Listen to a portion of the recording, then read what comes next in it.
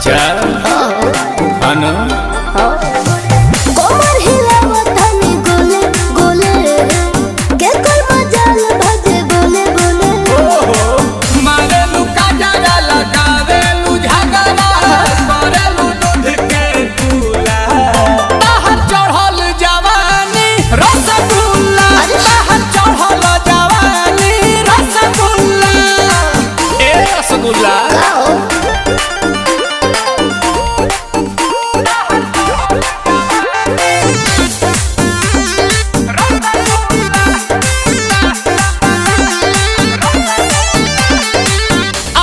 के सामने